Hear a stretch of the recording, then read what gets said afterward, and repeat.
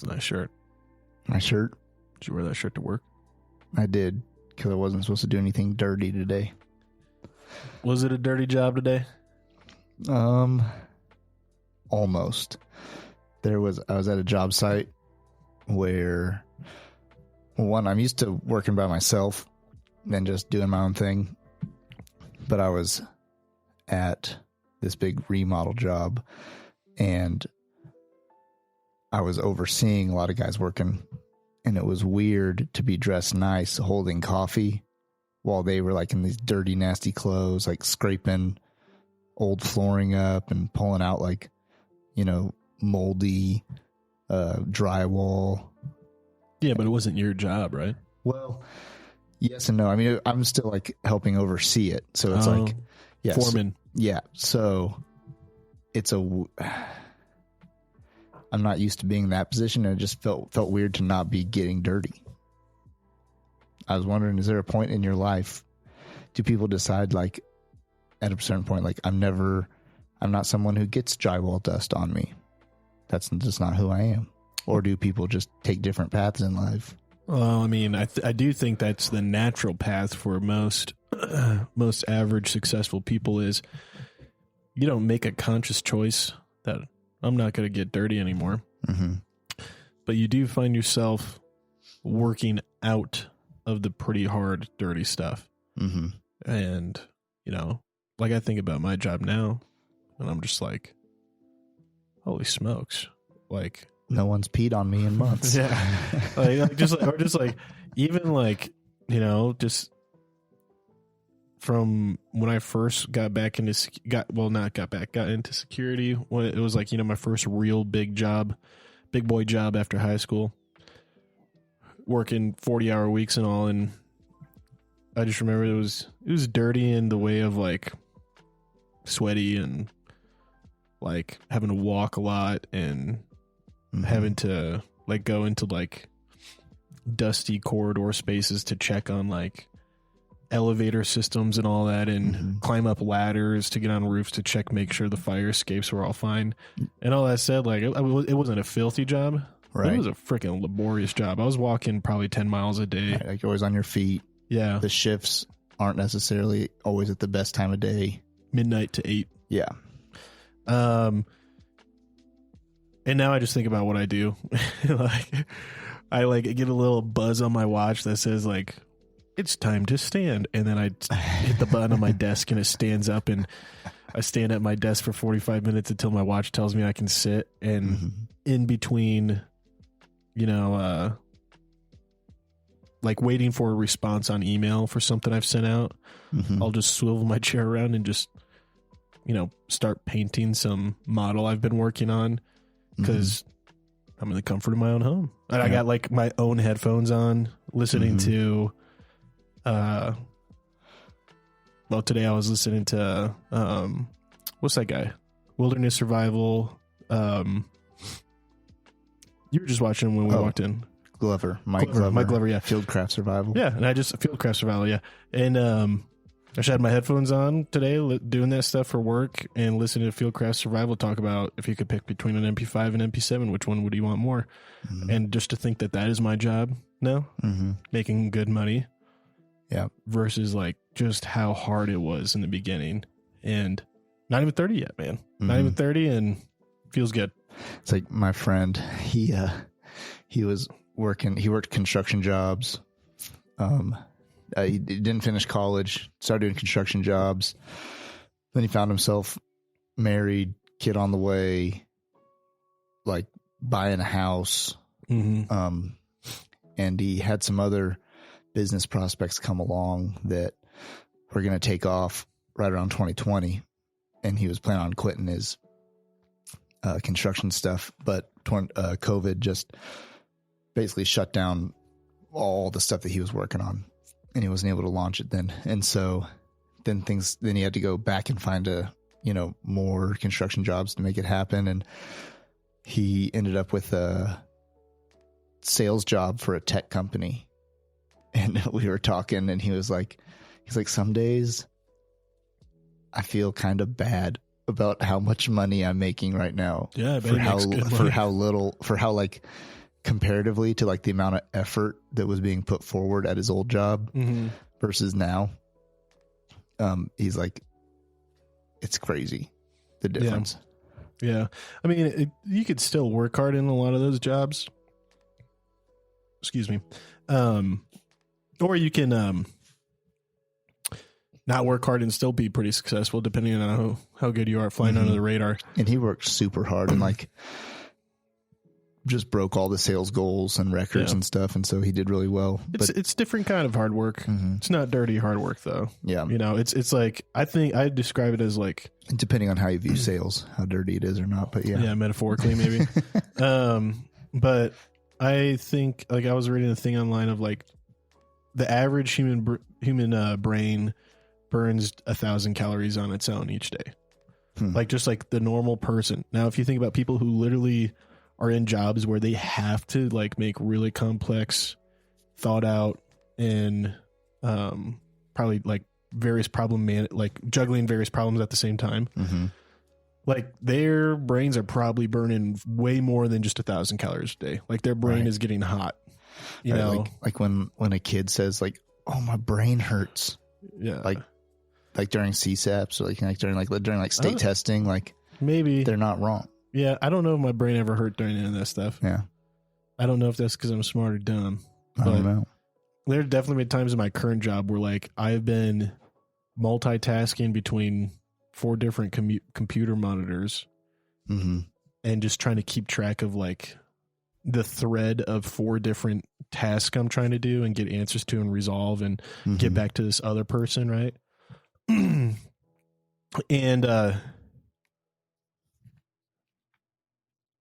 I definitely have felt my head sweating, like just doing that, you know, like I've definitely been like just trying to keep all that stuff in order and like keep it all in line and not send the wrong email to the wrong person about the wrong thing that they never asked anything about. Right. And I think it's especially like has made my brain overheat and need like a fan attached to the back of it in regards to like confidential information, you know, like working with the government contractors and all that. You're just like, okay, let me run through everything that I know about this person. Or do they have the proper clearances or proper permissions for this information? Is this even the information they're supposed to know? No, it's a different one. All right, they can't know this, and I need to make sure I'm like not including them in the email, even though they might have asked like the original question. Right. And that's just been, it's been cool because it's again an easy job, but it also, you know, makes the time go by pretty quick. All that said, I think everyone kind of gets to that point in life. Yeah. Like think about like how nasty your work and job has been throughout your life and how it's become far more on your terms, comfortable. Right. You know what I mean? Like we were just talking, like 2 episodes ago or something like that, about how you essentially can just make your own time off, your own kind of PTO for things that you want to pursue.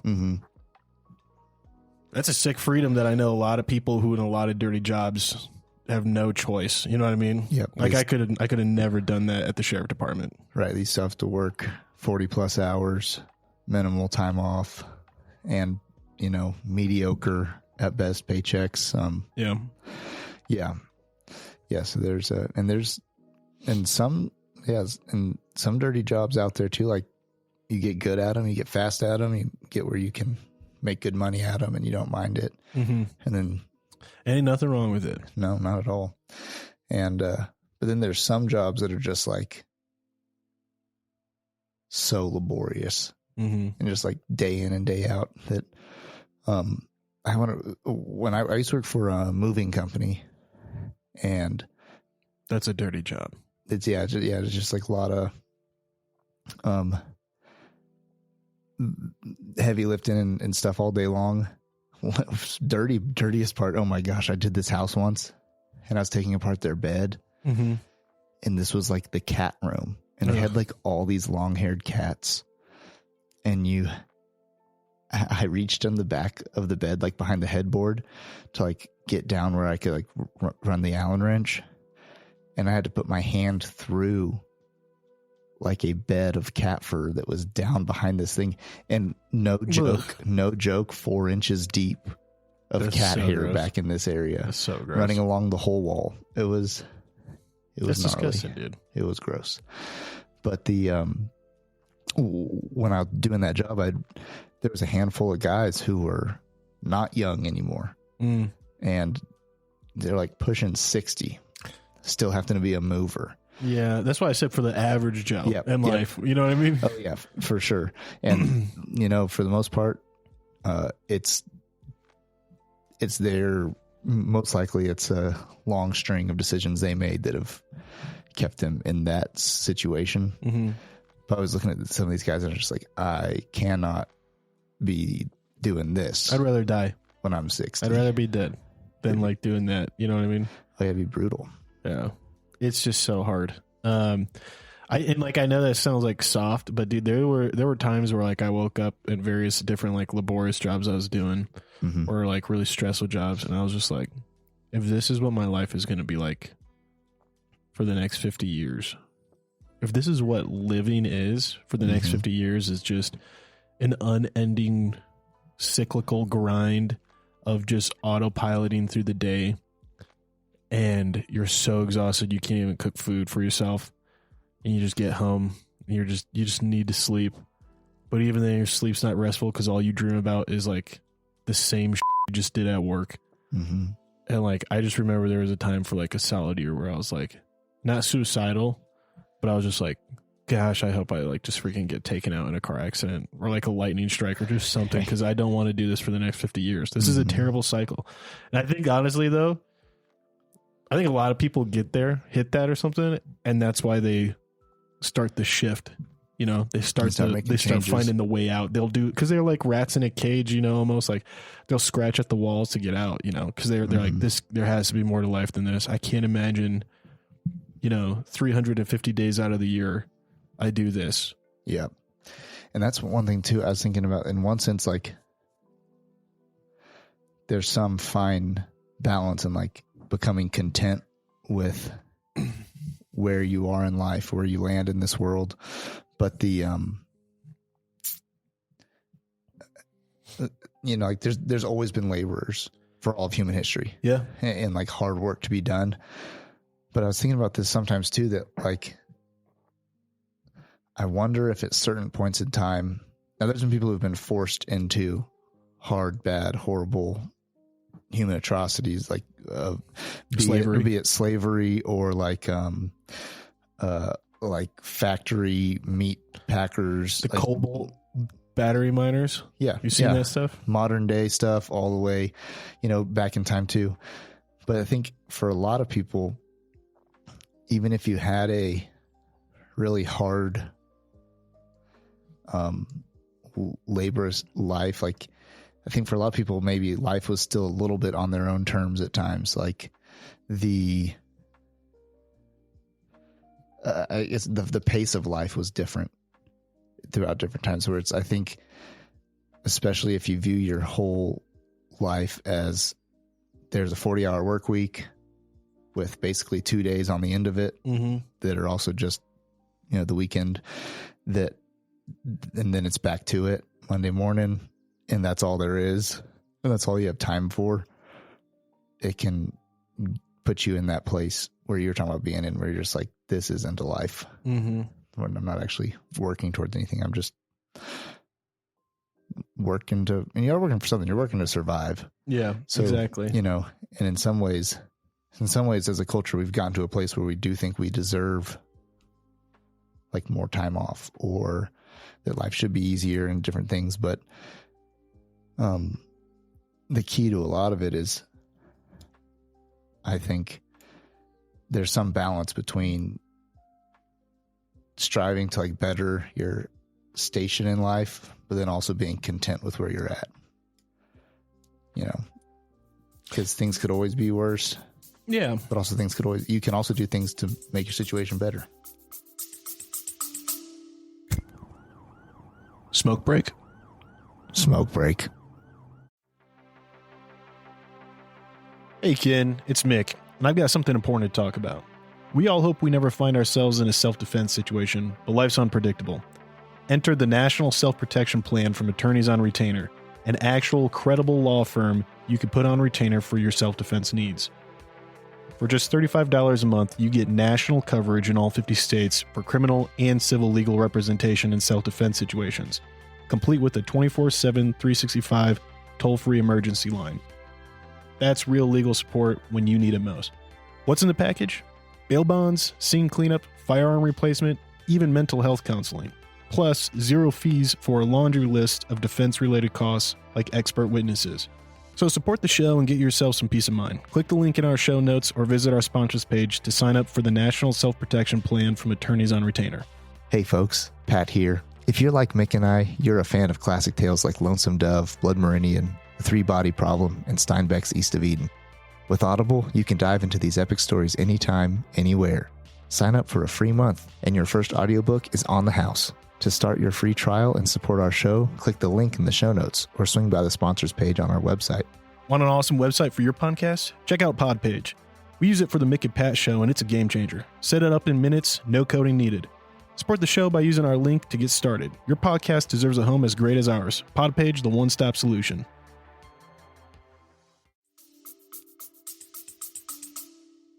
Yeah, I agree. Like there's value in accepting and contentment and peace, no matter like where you're at in life.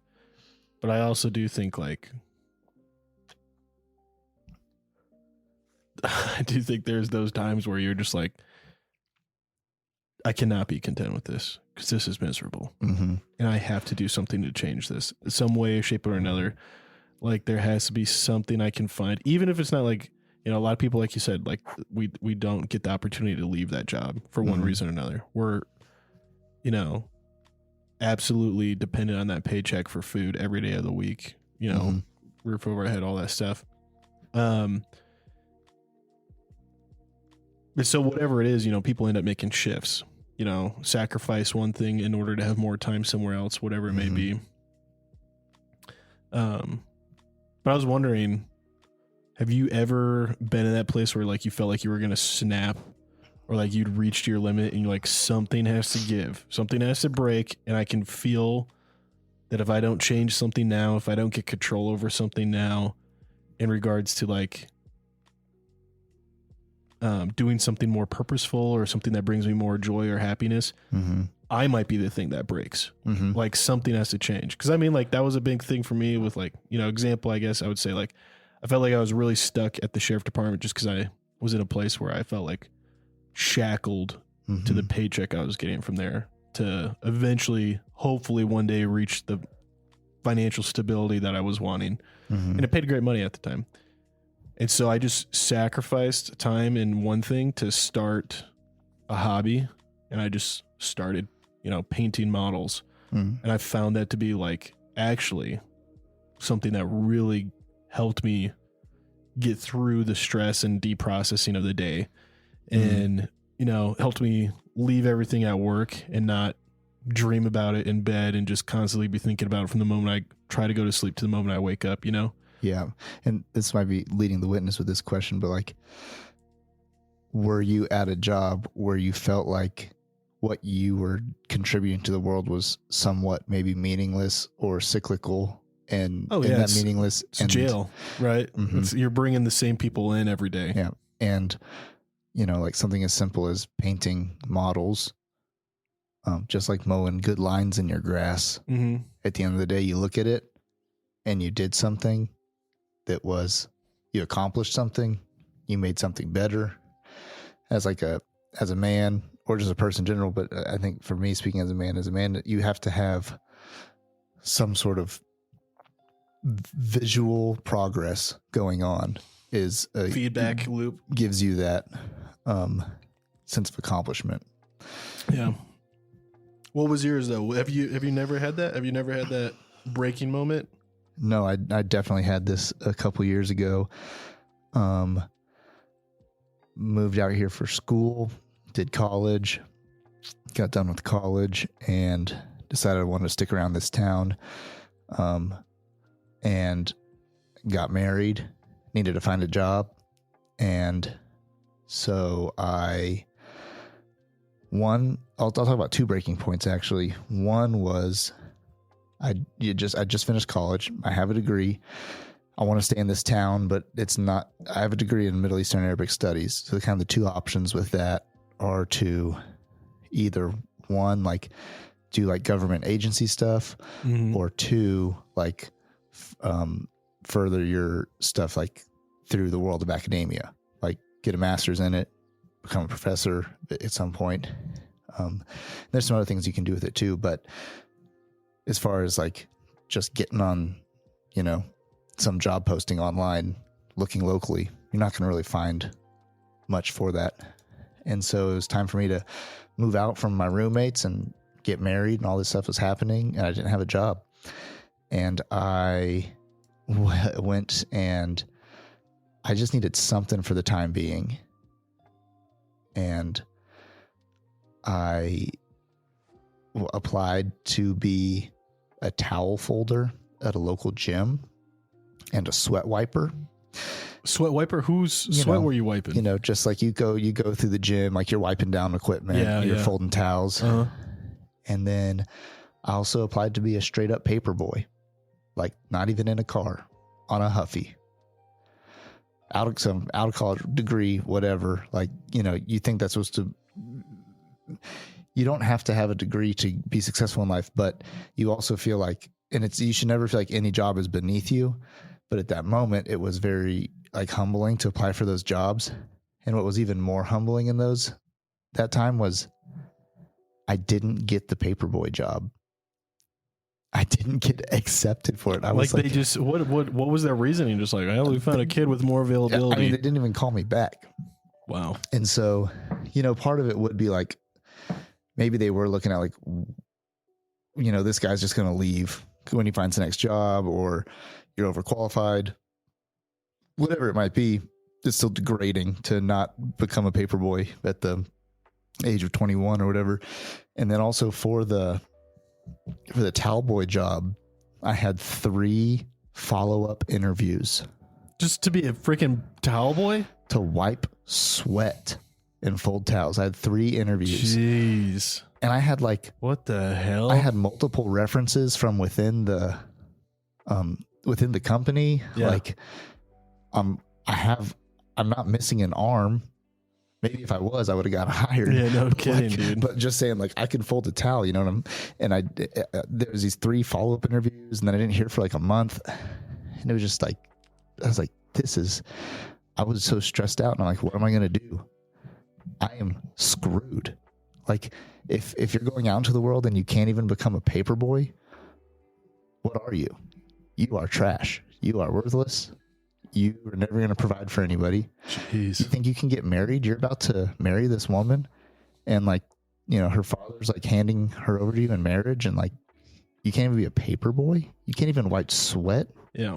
You are shit. And so that was a pretty low little thing to go through. And I didn't even have a job to grind on. And luckily though, I think a part of that, like I hear people all the time like talk about God's plan and stuff, and when they don't like get accepted to a school, or when they don't get a job, they say like, it's just like God has a different plan for me. And I think like there is some truth in that, and also maybe you just weren't good enough for the job or good enough for the school. So it's like, I weigh that out. Like, so this next thing I say, I'm not just saying it loosely, but like, I think that it wasn't a part of a plan for me, because within that like same like couple month time period, I heard about a job as a maintenance man opening up, and had a reference to it, went in, interviewed once, called me the next day, boom, hired, full-time job. Hell yeah. Maintenance man, hourly wage was the most I'd made to that point in my life. So it was like, all right, this is good. It was like over minimum wage, whatever, you can live off this. You're not going to get rich doing it, but you have a job, company truck, something that you can work on, put your hands to. And I've always liked working on stuff and being in that world. So that was an awesome blessing. But as that job went on, I was there for 3 years, And at the end of that job, there was nowhere to go in it. There was only like 4 people in the whole company. And there's only so many properties. There was a boss, a bookkeeper, my boss's assistant, and then me. And it's like, there's no like moving up to manage a maintenance team or whatever, all these things. Yeah. And at first I had a lot of things to do and lots of real work to take care of. And by the end of it, like, I was just trying to kill the clock. Yeah. 3 years in, I'm like, I would just go to the property, sit in my truck extra long. And all I did, I walked around and picked up cigarette butts, empty trash cans. That's really all I was doing for the most part. And it just got bad for a few months. Like, suicidal's too far, but what you were saying before, but there's a fine line there. Like, I probably wasn't suicidal only because that's just a non-option for me. Yeah. And like, not to say now, there's a much lower places you can get in life, but like, at that time I was like, man, it wouldn't be that bad if I was dead. I was like, I kind of would rather be in heaven. Like, I've got a life insurance policy. Well, yeah, my wife will be freaking loaded. It's like, it was just, I was in a really bad place. Basically, I would just every night come home, drink a lot till I fell asleep, woke up, go to work. What years was this around time wise? This would have been like 2019. No, a little sooner than that. Sooner than that, 2018. Gotcha. So in 2018, just like, this is horrible. So I'd gotten, I was in this bad rhythm in a bad place. And it's funny because if you look at my life from the outside too, it was like, good wife, good family. We lived in a great place in a great town with tons of like friends, like tons of beloved friends, with community, with a church group around us. I'm on staff at a church, all this stuff, right? But then but in my day-to-day work life was just like in such a grind and in such a meaningless, pointless. Nothing was happening in my life. He's not crying. It sounds like he's crying. That was just a burp. Nothing was happening in my life nothing is happening in my life. It sounded like that. That's the way it sounded. I might start crying, but I met with a couple buddies and we were just hanging out talking about stuff. And I told them where I was at in my life, with it. And the next day, my cousin called me and he was like, hey man, like, I hate hearing how bad of a place you're in, how bad of a spot you're in. He's like, he just told me he's like, listen, I remember where I was in my work truck at Murdoch's in Greeley, killing an hour, walking around to Murdoch's. And he calls me, he's like, cause I love you, man. Like, you have to do something different. You got to change anything. Yeah. He was like, you need to, like, Viking style, like, burn the ships. And he's like, and I believe in you. And I was like, man, he's freaking right. So I talked to my wife about it and I was like, I'm going to quit and I don't know what I'm going to do. Like, most irresponsible thing you can do, right? Like, just quit without having another job lined up. Like the normal thing you're told, hey, get another job lined up, give your employer your 2 weeks, and then go right into your next thing, be safe and secure. And she knew I was in a bad place and I knew I was in a bad place, and I was like, all right. And I did pray and I asked this and I said, Lord, specifically what I said was, I don't have any job or any work to do. And I was like, bring me the work and I'll do it. Like, I'm ready and willing. I don't know what that looks like. I'm just asking, I'm not asking to do the work for me, but just bring me the work and I'll do it. And so I quit and started my own little construction property maintenance company. And it was super life-giving in that, like,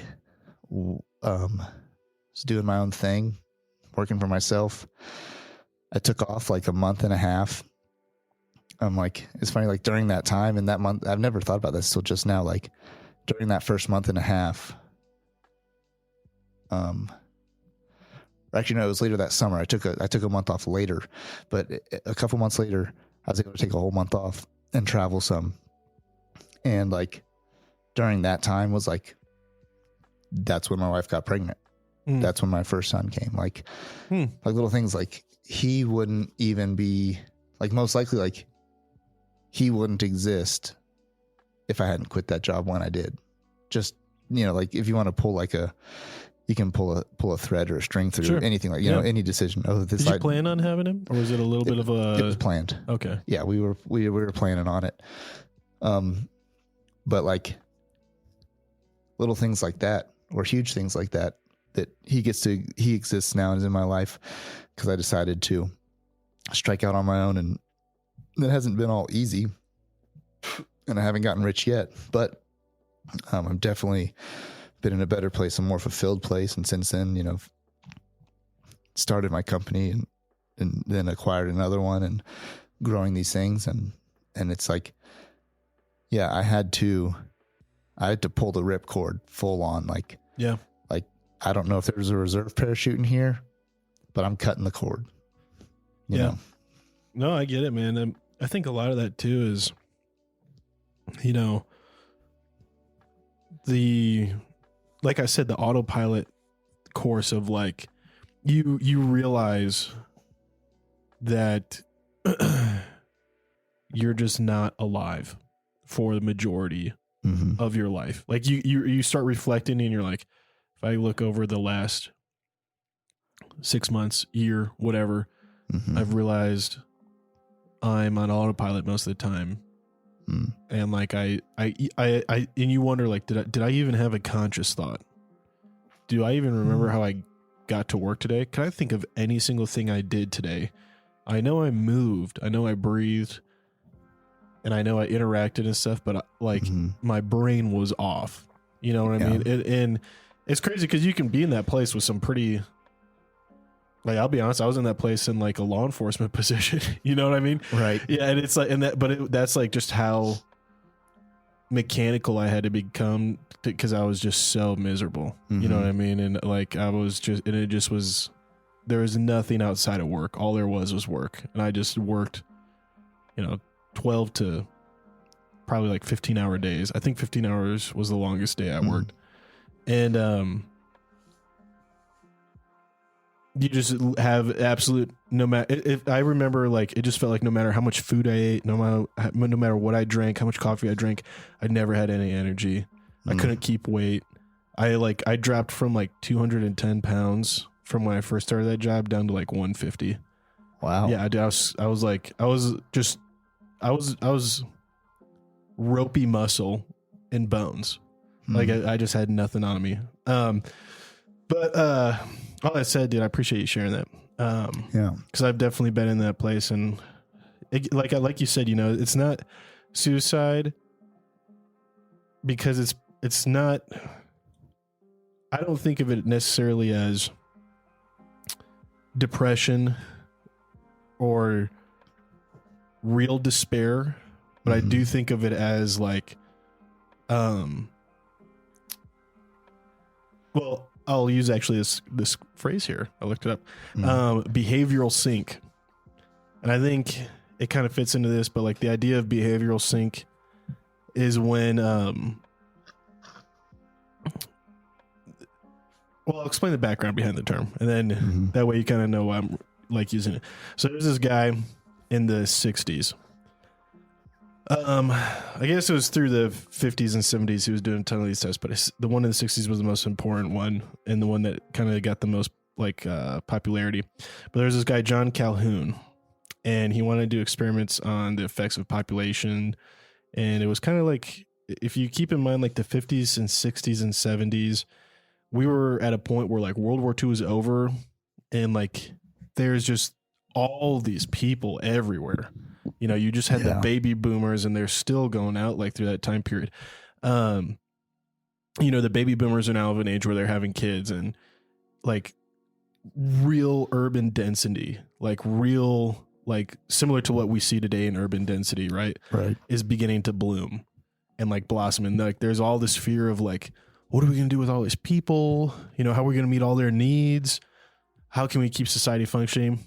And, Calhoun, he did this experiment with rats. And one of them was essentially, what if we took these rats, animal lovers or purists out there are going to correct me, study purists. They were mice, not rats. Mm. What would they look like if all of their needs were met, if they didn't have to like really do anything to survive?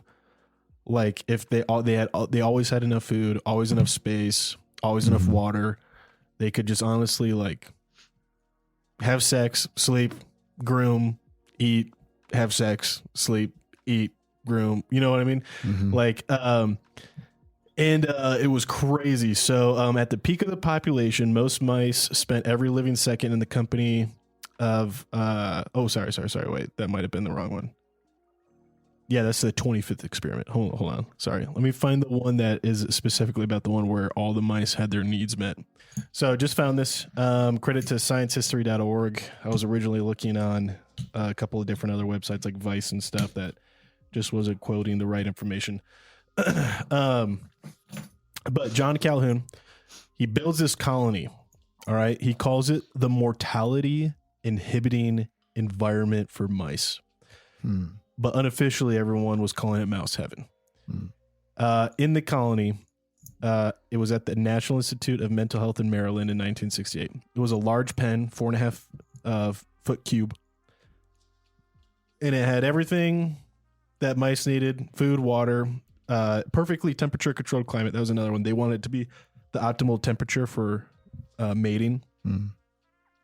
Tons of reams of paper for making nests. And it was like had mice apartments, right? There's 256 different mice apartments. When it's time to, do what you do in the nighttime, I like to set my thermostat right around to 93 degrees. What? Dude, I dropped that thing so low. No, it's like hot yoga.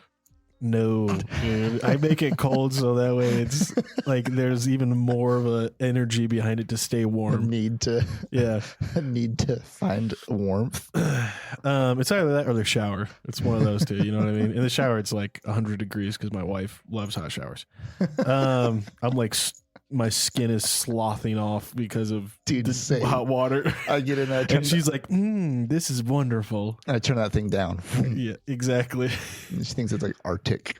Anyways, it was all connected via these tubes and things like that, and the mice were screened out to make sure none of them had disease. So there were no predators here, and nothing else the mice would have to worry about. All their needs were kind of properly being maintained, and the idea is that they would be able to live pretty old, right? Like, everyone, they had all these supervisory scientists watching over their health and monitoring. But it totally never worked. It never worked. It always fell apart. This was the 25th iteration of Rodent Utopia in 1968. And he knew what was probably going to happen because it always deteriorated. So with number 25, he introduced originally 8 albino mice, and after they kind of adjusted to the situation, they started having babies. About 3.5 months later, realizing like there wasn't predators, they knew where everything was, had kind of navigated the whole colony. And the population started doubling every 55 days. Eventually, it slowed down to a slower rate, but it's still like the population still was growing, but just not as like exponentially.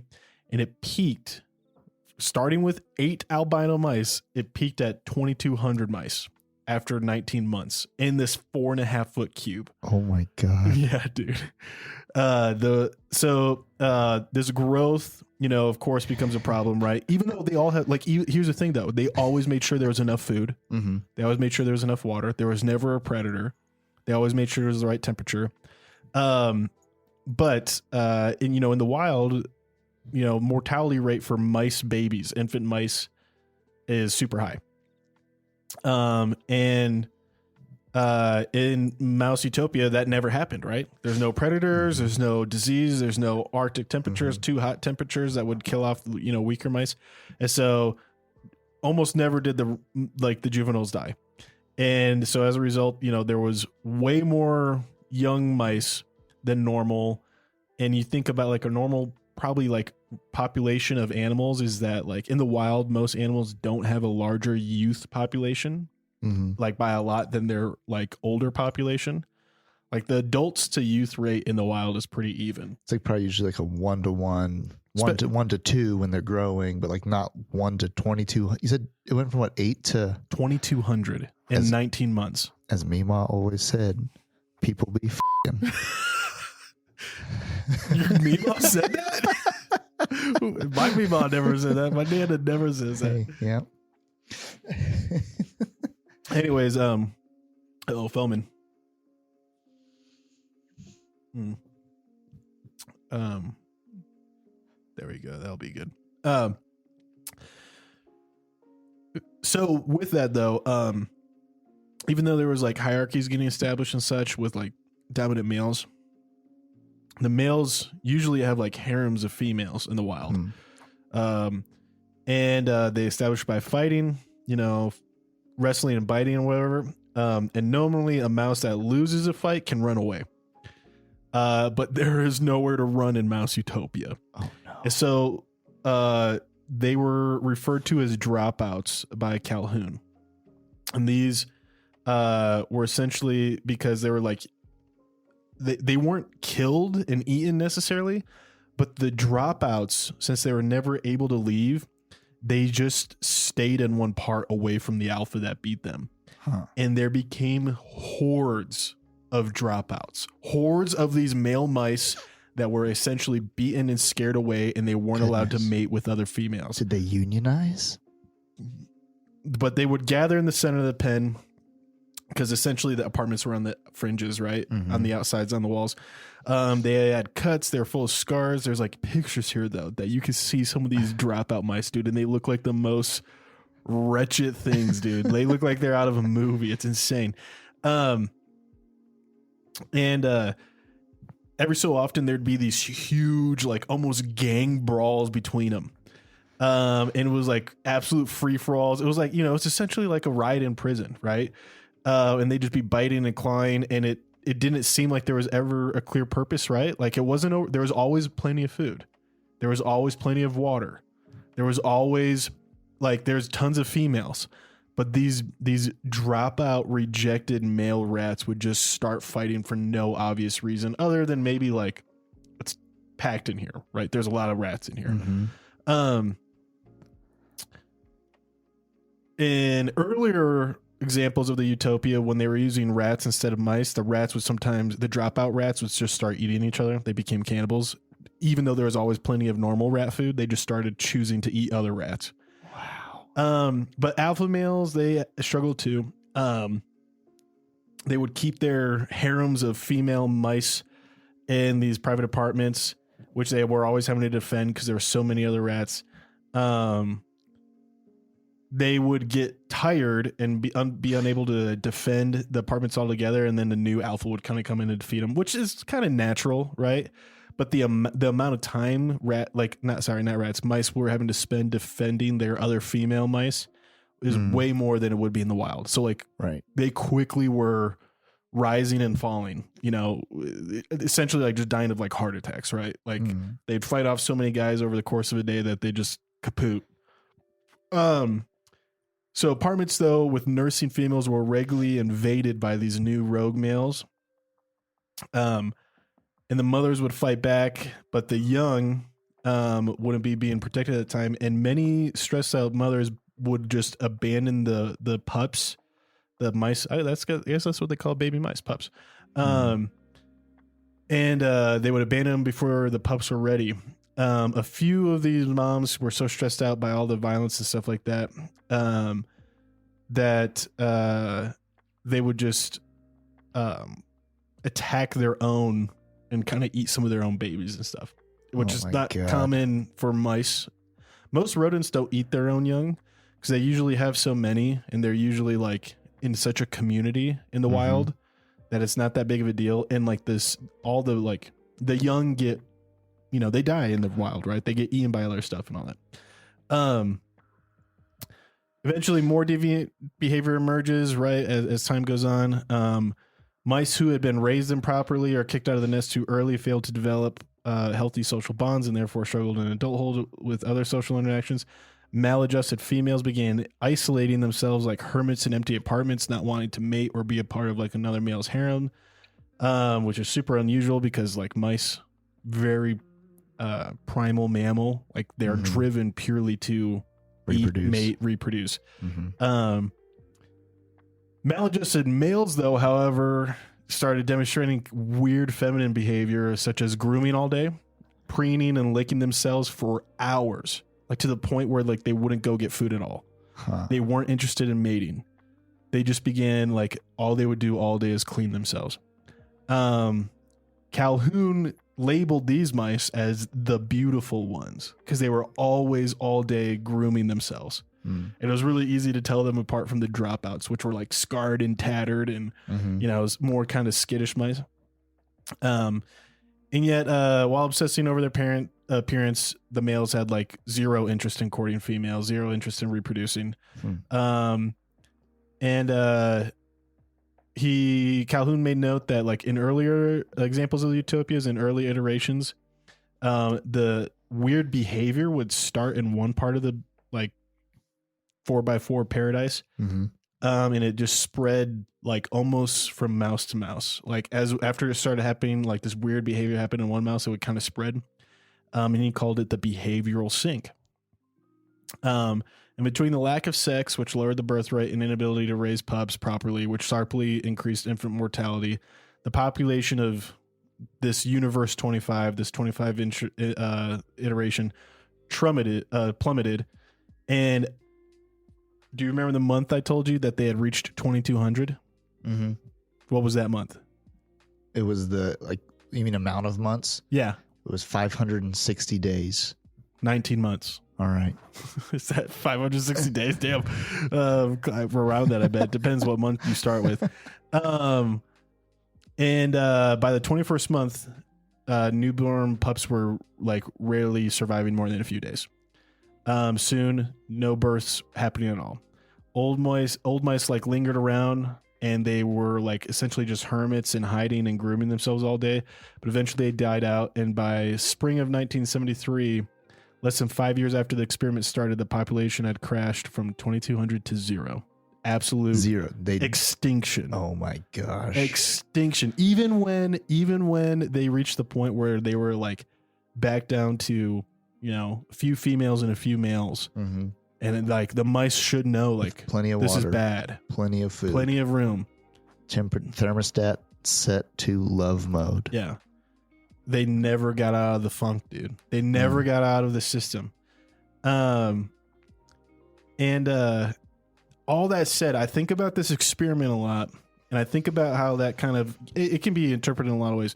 But I really do think like especially the male aspect of it is really important, because I think like as men, when we reach a rhythm that is like autopilot and requires no effort, and there's no like way to, like, we feel like there's nowhere to go, there's nowhere to really break a cycle.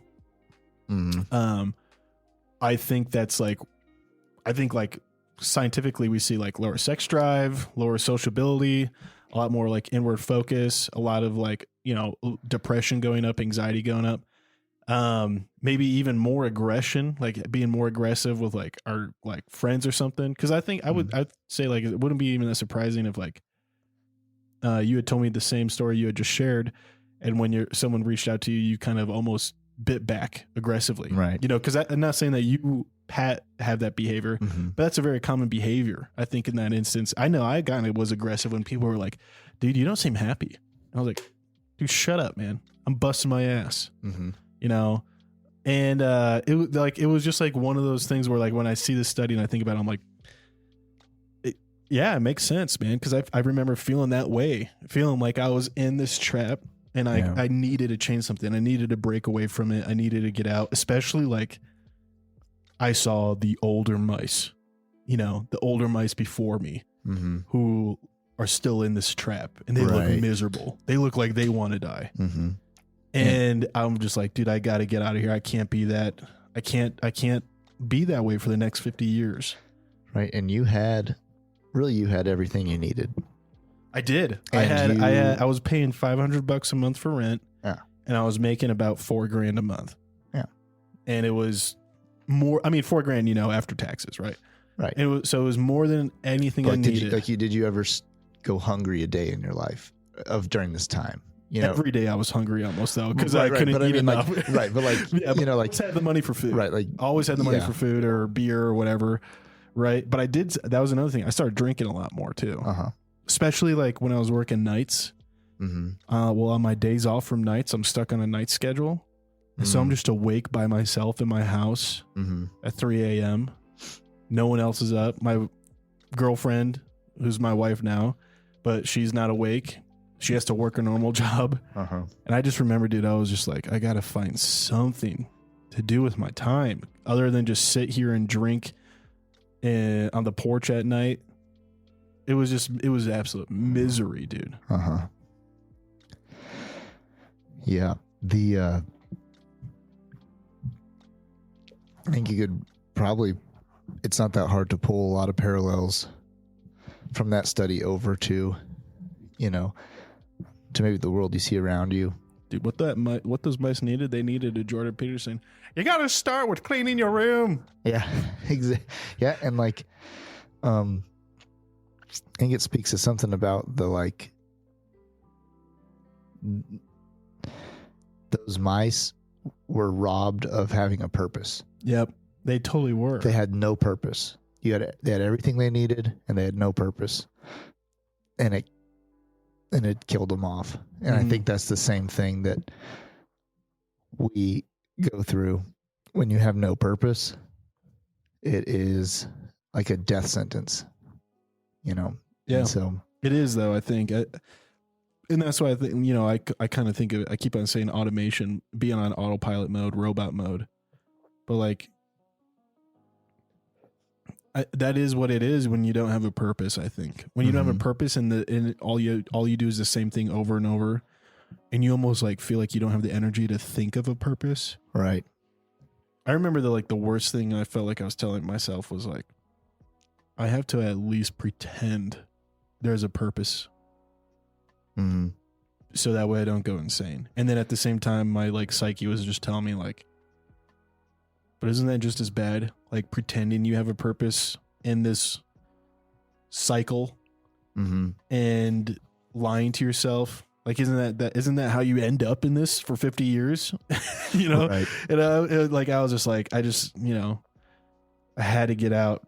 And I think what can drive that even worse is I think we live in a society that propagates a lot of I'd say it this way. We live in a society that like really gives you a false picture of purpose and a standard of purpose to live to that isn't even normal. And then, like I'd say like, are you talking about like the beautiful ones, the people on Instagram who have like this false like proposition of what really life is? I'd say like it's a bunch of things, like all the way from the influencer lifestyle where it's this, what is their purpose? They actually don't freaking have one. They look good and they go around taking pictures of themselves in unique locations and staying relevant on stuff. There's that, all the way over to also like my whole life growing up.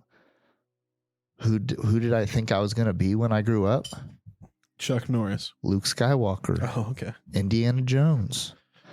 These are that's who you're like, yeah, I'm going to be Ethan Hunt.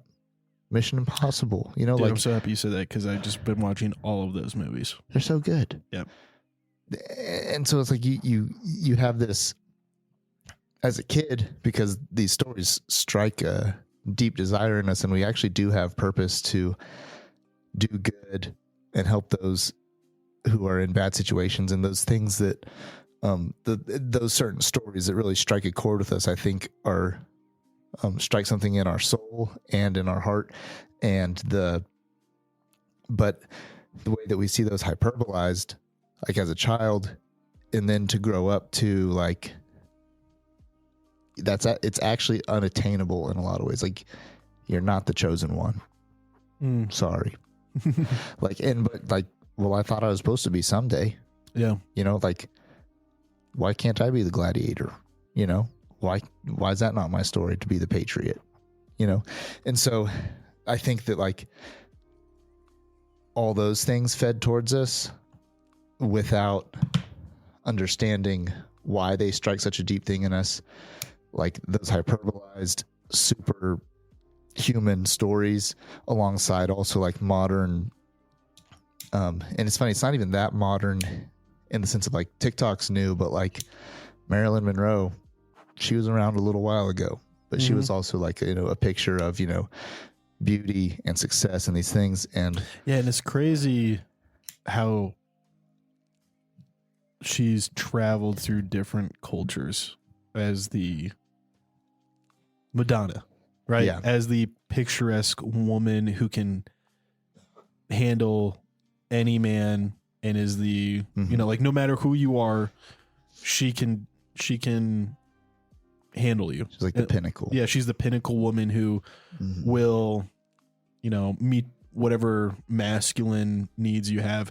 And like, I think the biggest thing I saw that a lot in jail, where like you see like where Marilyn Monroe, was around her time and who like idolized her and stuff. And like, I can't tell you how many Hispanic people in jail or like that, were brought in off the streets for stuff, had like either shirts with their socks with her face on it or just tattoos of her.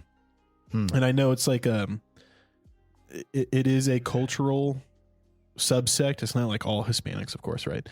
But it is like the more kind of, it is really glorified in like the more like Sureño Norteño, like gangs here.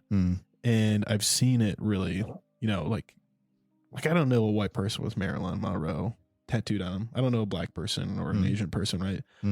But it was really crazy, like how that became like an idol among, especially like a lot of the Hispanic women, like would do whatever they could to do their makeup very Marilyn Monroe-esque with what the limited supplies they had to create makeup in jail. And when I'd ask him about it, like I actually got to know them all pretty well, like a ton of them pretty well, kind of like, and I wouldn't say we were friends, but acquaintances. I spoke to some of them about it, and they explained it to me, like why she is this kind of idol.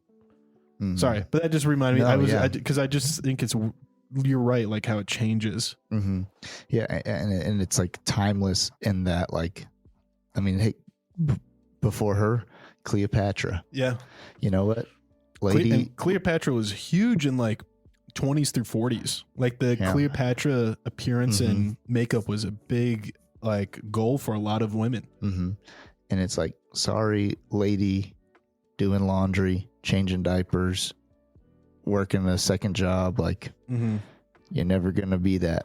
And so when we place certain things, especially lofty things, not that you shouldn't have big goals or big dreams, but unrealistic, unattainable things that actually are like a false purpose, and then you shoot for those purposes, and there's no way you're ever going to be Kylie Jenner. Yeah. Nor maybe should you want to actually be that. Yeah. Now you find yourself as one of the beautifuls, or what is they called, or one of the others. They call them the beautiful ones, or also like, or as a dropout, or something that's purposeless. Yeah. Because you're like, I'm never gonna, never gonna be Indiana Jones. Yeah. Yeah, I mean, all that said, I accept that, like, there's a lot of criticism of this analogy from this work. Human beings aren't mice. We're different mammals with different complexities, and consciousness. But I do think it is a great thought experiment to really take in, like, wow, like this is a very revealing thing. If this is what occurs with more kind of primitive mammals, and we kind of, I think, do see it really clearly in some instances of society. I mean, I was wondering, like, think about how this could like be applied to something like the rise of OnlyFans in porn. And like, I mean, it is a hardcore sad fact. I guess it depends on what your views are, but I think it's sad that like how bad or how far the birth rate has dropped in America.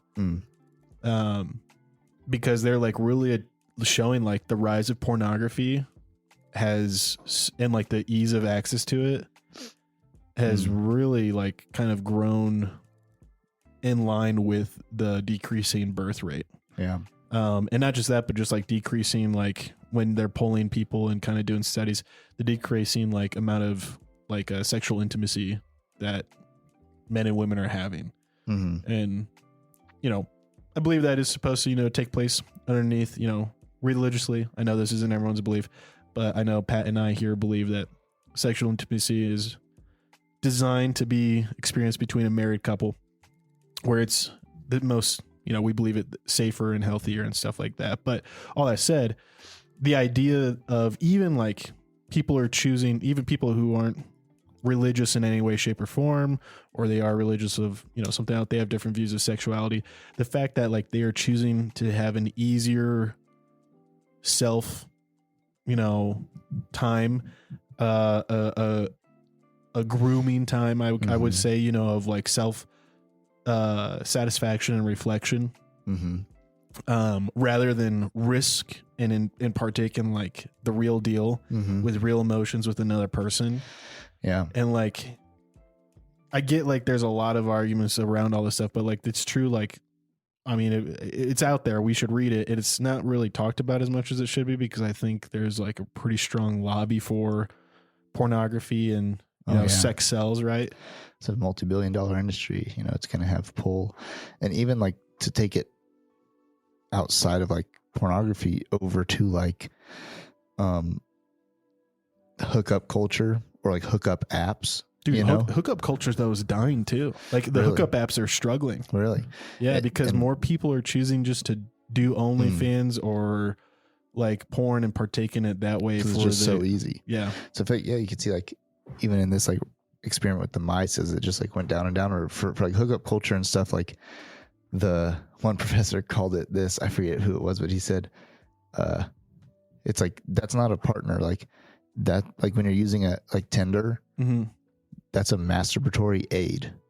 That's not, it's not a two-way thing going on here. You know, like it's all out for yourself and that. And then to see something like that even trend into like even more like laziness or like, or, you know, ease of access to where it's like, well, I have like a semi relationship via this subscription that I pay. Yeah, I pay this woman each month to have access to her videos, and she says she's really thankful for it.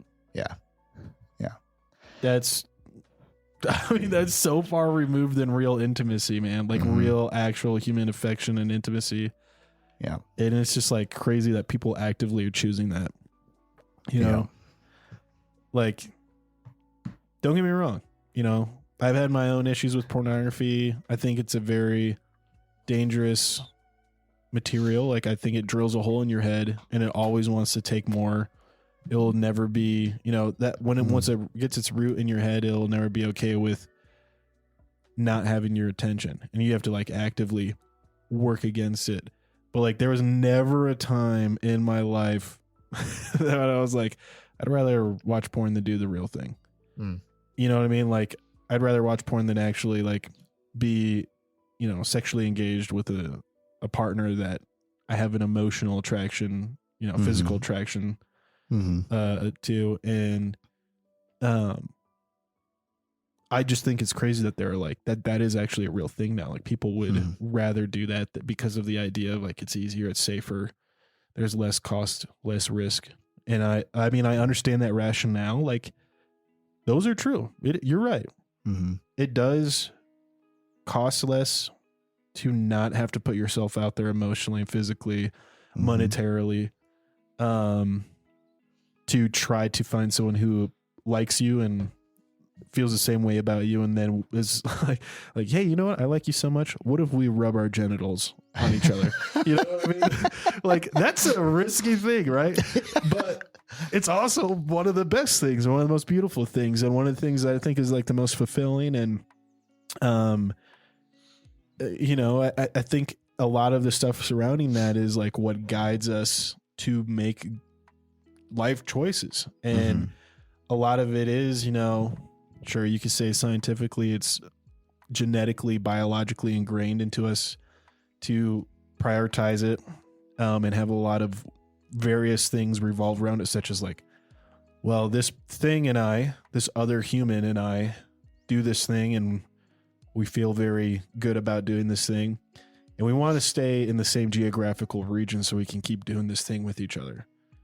And we want to make the rest of our life, you know, comfy and pleasant, so that when we do this thing, it's not in such a filthy college dorm, or like, you know, essentially, well, we don't have to do this thing with roommates around, but we can do it in like a nice, cozy apartment or house or whatever, right? And then it's there in case this thing produces more of us, and then we have a place to put those other things and those other little humans. And all that said, there's arguments for both, and I cannot say that there aren't, like, it isn't factually true that like engaging in it by yourself in these easier, safer ways, by safer I mean you don't put yourself at risk of being shut down, denied. Those are more effective for just satisfying that urge. But you miss out on all the things that like are fulfilling and purposeful, right? And you're just doing the grooming. You're the beautiful ones grooming in the cage, and sooner or not, you're gonna find your numbers are too low and you're too old, and you're on your way to extinction. And it's gonna be a depressing, awful thing. Yeah, purpose is important for sure. Yeah, we hope we've had a good conversation, interesting conversation here for you all. We hope you enjoy kind of diving into, you know, psychological experiments and our own life stories and all. We hope to hear from you too about your own, and maybe you were in a place or are in a place like that, and you're trying to, you know, change the pattern and get out of it. We're here for you. You know, we'd love to talk to you. So let us know. With that, I'm Mick. And I'm Pat. And until next time, folks.